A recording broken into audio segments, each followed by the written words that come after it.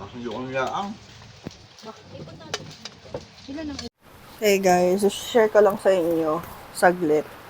Itong tinitake ko na vitamins. So, naisipan ko na mag-take ng multivitamins dahil mabilis akong sipunin, mabilis akong magkaubo. And alam niyo naman, kapag sinipon ako or inubo ko, nagtitrigger yun ng asthma ko. Share ko lang sa inyo tong Centrum Advance na tinitake ko. So, hindi ko alam. Nakalimutan ko na kung magkano din siya. Hindi ko kasi tinitignan kung magkano yung mga presyo. Pero, ayun, lalagay ko na lang kahit saan dyan kung magkano siya dito sa screen. Mabilis din ako mahawa sa sakit. So, kapag may meron sa amin dito sa bahay, nagkasipon, nagkaubo, matik yun, mahawa ko. Pero, dahil nagtitake na ako nitong multivitamins, napansin ko, hindi na ako ganong nagkakasakit. Hindi na ako sinisipon kahit sobrang lamig ng panahon ngayon. So, magpapahaircut lang ako and isasama ko kayo. So, hindi ko pa alam kung kakain ako mamaya or ayan lang talaga yung gagawin ko, magpapahaircut tapos magwi-withdraw. Pero, ayun. Simple lang yung gagamitin ko mga products ngayon. So, ito lang. Gagamit tayo ng eyebrow gel or eyebrow soap. Ito. Yung gagamitin natin. Yung Brow Atelier Defy Brow Styling Brow Soap. Ayan. Ito, hindi ko alam kung saan nabili ni Tito Loader to, pero ay hindi, Dita Nelia yata. Oo. Tapos pinadala lang kay Tito Loader. So, ganito yung itsura niya sa loob. Tapos may kasama siyang ganito. Pero kasi kita nyo ang liit nito. Kaya, buti na lang meron pa akong extra na ganito. So, ito yung gagamitin natin. So, hindi basa-basa pa naman. Pero babasain na rin natin. Meron akong tubig dito. Tapos, ayun, ganun. Ganun lang. Para yung brows ko ay buhay na buhay. So, hindi na ako magkukukoda dito dahil nagmamadali din ako dahil may interview ako mamayang 12. And it's already 9:31. So, saglit lang talaga yung lakad ko. Yan, para buhay na buhay lang siya.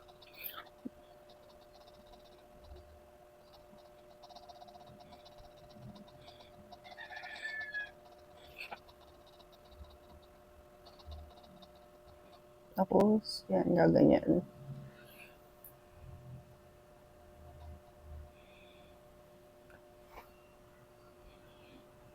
Hintayin ko lang siya mag-set. Tapos, ayun, okay na. Titingnan natin kung kailangan ko pa ito mamaya, itong 1020 eyebrow cream. Kasi meron itong ganito. Actually, clear to. Naging brown na nga lang siya kasi syempre ginagamit ko din itong part na to. And, ayun. Itong kabila, kulay brown. Pero titingnan pa natin kung kailangan ko siya mamaya dahil hinihintay ko po mag-set tong eyebrow soap ginamit natin. Tapos, ang gagamitin ko lang na lip balm is yung dinala ulit ni Loti na lip balm, yung jelly lip balm strawberry, galing Thailand.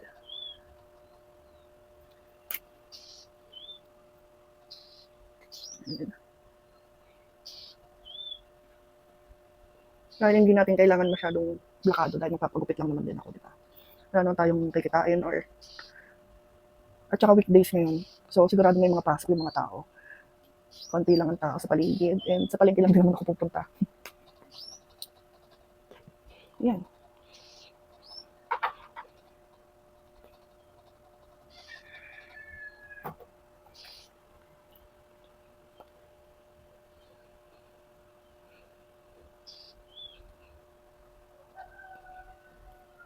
Itong eyebrow soap, titingnan ko na lang kung kailangan pa natin ng konting kulay dito sa kilay ko. Pero tingin ko okay naman na siya. So yeah, ganito lang ako pupunta ng bayan.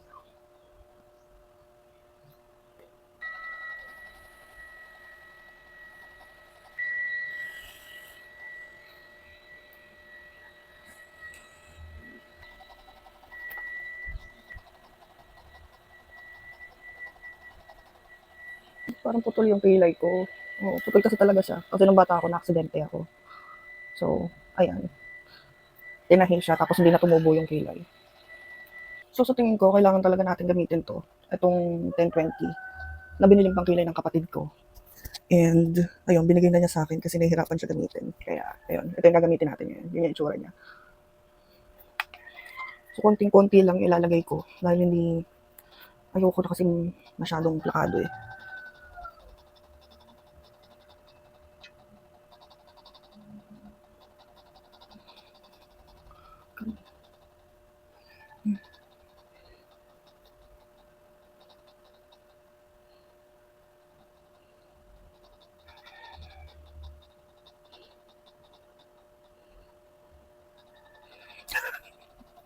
Para sobrang, ano naman, ang taba ng kilay ko dyan. Pero mamaya ayusin natin yan.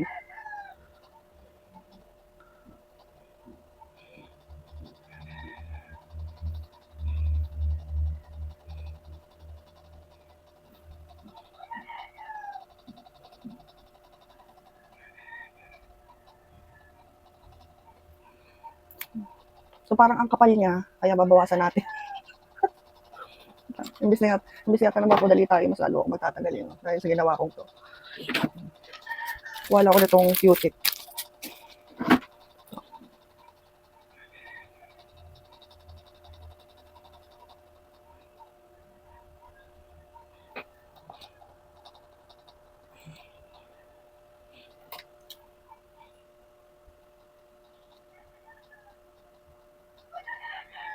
Ito, nilagyan ko lang siya ng konting lotion para madaling mabura. And, para hindi din masyadong maano. Ayan, so parang okay na siya. Parang okay na dito, di ba? So, dito naman.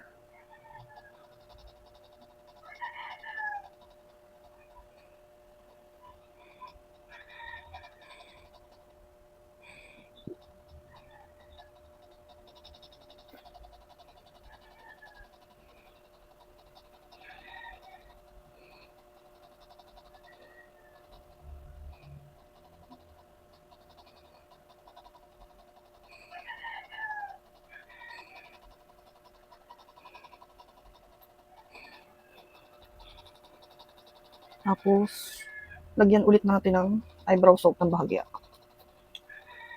Ito yung ginamit ko kanina, so ito pa rin yung gagamitin natin. Ayan.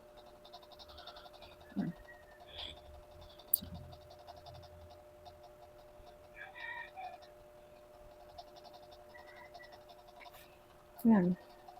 At tingin ko okay na to. Ito guys, share ko lang din. Kaya ako magpapa-haircut is nalalagas yung buhok ko ng sobra. Hindi ko alam kung dahil sa stress or something, pero nalalagas siya ng sobra. Kaya iniwasan ko na mag-ponytail. Eh kaso, masyadong sanay na sanay ako lagi nakaipit. And naiinitan ako kapag hindi. So, paiikliin ko tong buhok ko ng maikli. Katulad ng mga dati kong gupit. So, ayun. Ayun yung gagawin natin. And hindi ko din alam kasi wala akong talagang naggugupit sa akin na tinatandaan ko kung sino ganyan-ganyan. Wala. Napunta lang ako ng palengke tapos kung sino na lang magupit sa akin. Sasabihin ko lang, ano, basta kung gusto ko maikli, ganun, or something, o paano klase ng gupit.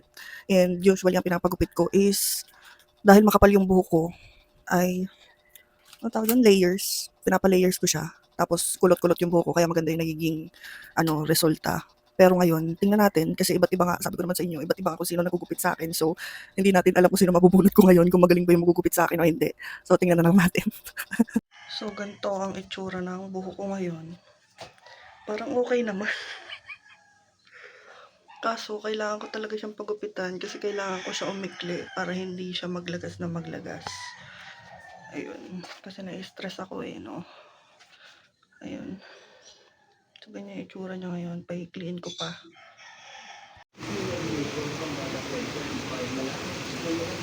Nabot ako ng ulan.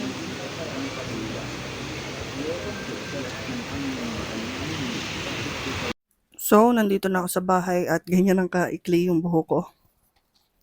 Ayan. Okay naman, di ba?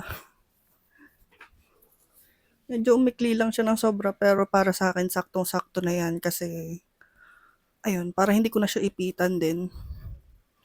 Kasi kapag katulad kanina, kanina, Nung gano'n kaikli yung buhok. Nung gano'n kahaba yung buhok ko, lagi ko siya iniipitan. So, ngayon hindi ko na talaga siya maiipitan. So, yeah, medyo magulo lang dahil, oh my God, inabot pa ako ng ulan tapos wala akong dalang payong kasi tinamad akong magdala ng payong, eh, bagyuhan-bagyuhan. Akala ko naman kasi hindi na din talaga uulan pero yeah, inabutan ako ng ulan. So guys, dahil nga inabutan ako ng ulan, ito na lang yung pagkain na pinakamadali kong mabili. Kasi sa Uncle John's lang ako bumili. So, yeah, ayan, chicken na spicy, tapos corn dog na may cheese, tapos pizza supreme na Kariman. Yan yung kakainin ko ngayon. So guys, pagkatapos ko kumain, maliligo muna ako, syempre, kasi kailangan ko maligo, gawa ng naulanan ako, tapos magre-ready na ako sa interview ko. Go through Northern California. You ever seen them before? Amazing types of trees, and it's terrifying. Each tree looks different to you. How distinct it looks. Those stories. People gone missing. The man who lived in that bunker.